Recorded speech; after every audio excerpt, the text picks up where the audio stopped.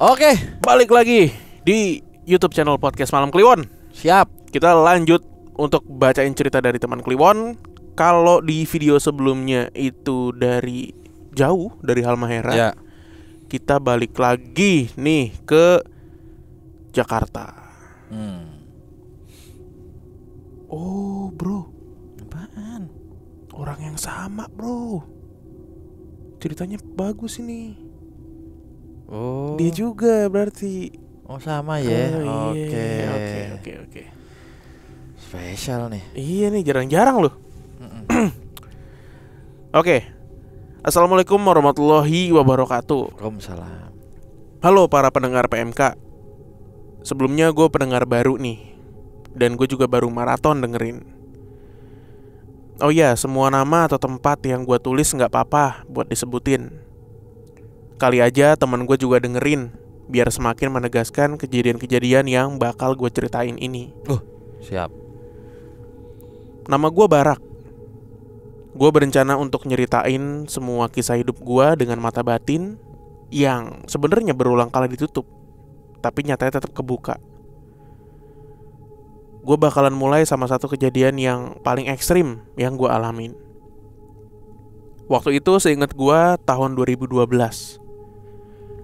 Gue yang sedang kuliah di kota Makassar memutuskan pulang ke Jakarta untuk melakukan operasi di bagian lutut kiri. Yang di lutut kiri gue ini terdapat pecahan akibat benturan keras. Setibanya gue di Jakarta, kantor tempat bokap gue merekomendasikan untuk ke salah satu rumah sakit di Petamburan, Jakarta Barat. Inisial rumah sakitnya tuh huruf depannya P, belakangnya I. Ya pasti Bang Bimo Danu tau lah rumah sakit itu. Yang gue inget tuh setelah check up selesai, diputuskanlah untuk langsung masuk ke kamar rawat inap. Oke. Gue inget banget waktu itu hari Selasa sore gue masuk. Dan sesuai jadwal, operasinya itu Kamis pagi sekitar pukul 9. Kamar gue itu kamar VIP kelas 1, kamar ketiga dari depan. Dan kamar yang terisi pada hari itu cuma 2. Kamar gua dan ada satu pasien di kamar paling depan. Karena orang tua gua tuh sibuk banget, jadi gua putusin buat gak usah ditemenin lah di rumah sakit. Kalau malam pulang aja, karena gua rasa juga pelayanannya cukup bagus gitu. Jadi orang tua gua juga percaya bakalan baik-baik aja lah semuanya. Malam pertama pun tiba. Dengan mata batin yang terbuka dari gua lahir, gak perlu ditanya lah gimana kondisi rumah sakit saat itu. Cuma karena udah terbiasa, jadi gue cukup tenang dengan kehadiran mereka nih. Oke.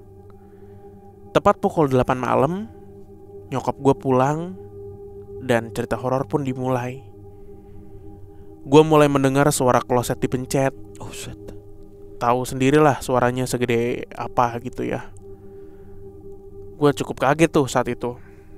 Dan gue bilang, ya elah baru juga jam 8 lewat, udah disambut aja nih gue. Dengan nada yang agak kesel. Abis itu gagang pintu toilet tuh kayak dimainin gitu. Jadi posisinya itu toilet ada di sebelah kiri gue, tapi bagian depan. Jadi gue bener-bener lihat kalau gagangnya itu gerak ke kanan dan ke kiri, tapi pintunya gak kebuka. Gue yang mulai males, akhirnya narik selimut dan berusaha buat tidur. Nah itu malam pertama gue di rumah sakit, gue lewatin.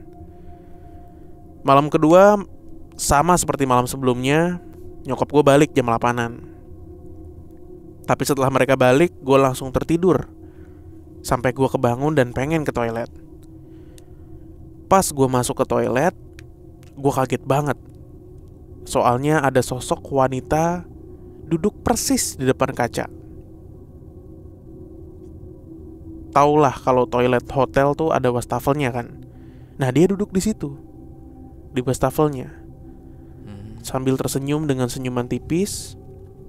Mata kanannya tuh gak ada, dan pipinya itu kulitnya terkelupas, tapi masih ngegantung di wajahnya. Gue yang gak mau ambil pusing, masuk aja dan buang air kecil, ngebelakangi sosok itu sambil bilang, "Maaf ya, gue gak ganggu. Gue cuma bentar di sini. mohon dimengerti, kata gue kayak gitu.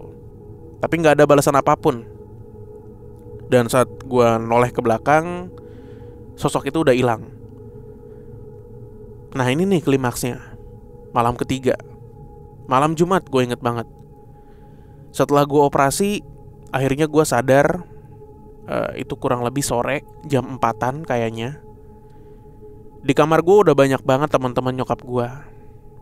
Dan nyokap gue bilang, malam ini kamu ditinggal lagi ya, soalnya ayah mau keluar kota. Adekmu gak ada yang jagain di rumah. Ya maklum lah, waktu itu adek gue anak cewek dan masih SD. Sekitar jam 7, nyokap gue pulang. Dan ada satu suster yang diberi tugas tambahan buat sering-sering main ke kamar gue. Gue manggil dia PW. Setiap 1 jam sekali dia pasti ngecek ke kamar gue. Dan tibalah cerita dimana ini bener-bener buat gue gak habis pikir. Jadi tepat sebelum gedung kamar VIP, di depannya itu ada ruangan radiologi. Nah saat itu gue tertidur, mungkin sekitar jam 10-an. Tiba-tiba gue ngerasa ada nafas kecil di kuping gue. Seketika gue kebangun, dan ada sosok anak kecil tepat berada di samping gue. Gue kaget dan infus gue ketarik. Ya tahulah, darah pun langsung banjir di kasur gue. Oh ketarik tuh ya. Seketika itu gue langsung mencet tombol buat manggil suster. Setelah itu situasi kembali membaik saat setelah suster udah benerin infus gue. Ya. Gue kembali tertidur. Dan lagi-lagi sosok anak kecil itu gangguin gue dengan nyolek-nyolek kaki gue. Gue yang kesel nyeletuk, anjing mau lu apa dah? Tiba-tiba sosok anak kecil itu berubah jadi sosok tinggi besar hitam dengan mata merah menyala. Berdiri tepat di atas kasur gua dengan tatapan mata ke gua lalu berucap, "Keluar! Pergi!" Dan gua balik berucap, "Gua gak ganggu kalian ya, kenapa gua harus pergi?" Nah tiba-tiba dari toilet nih, sosok wanita yang hari pertama gua lihat itu keluar nebus pintu dan bilang, "Bakal ada kejadian di sini. Pergi." Gue yang bener-bener udah kesel dan merasa keganggu, akhirnya mutusin buat manggil si PW. Lalu sosok-sosok itu pun hilang. PW masuk kamar gue dan gue mulai ceritain apa yang gue alamin. Dia mulai kelihatan panik dan gue bilang, "Lu kenapa dah? Pasti lu tahu sesuatu ya? Iya kan?" PW pun bilang, kalau seminggu sebelum gue masuk, itu ada korban kecelakaan yang dirawat di kamar ini. Lalu meninggal tepat 2 hari sebelum lu masuk, katanya. Gue yang tahu kayak gitu cuma bilang, "Oh ya pantesan." Gue pun balik tidur lagi. Dan kalian tahu, tepat Jumat dini hari, ruangan radiologi yang ada di depan gedung VIP terbakar dengan sendirinya, tanpa ada ledakan yang gue dengar. Gue yang panik, soalnya dengan kondisi gue yang lututnya di gips, gak bisa ngapa-ngapain. Lari pun gak bisa. Langsung PW masuk bawa kursi roda dan ngebantu gue buat keluar dari gedung. Setelah situasi udah membaik, gue yang masih kecep ngomong ke PW, "Anjir, kejadian beneran dong. Gue pikir gertakan doang." PW yang juga panik pun cuma bisa bilang, "Iya, gue nggak ngerti lagi deh." Ya udah, pendek cerita, hari-hari berikutnya normal, nggak ada kejadian apapun sampai gue balik ke rumah. Itu dulu bang, cerita yang pengen gue ceritain. Sorry kalau panjang banget. Oh iya, ada nih link berita kejadian yang gue alamin. Boleh ada linknya nih. Iya, rumah sakit. Gitu. Berarti si Kunti ini baik ya? Iya kali. Emang ya Kunti? Ya, tampilannya kan dress code-nya dress code Kunti. Ini kejadian umur berapa? Dia masih kuliah. Yang tadi yang di episode sebelumnya dia mundur masih SD. Jauh. Iya kan dia bilang mundur jauh.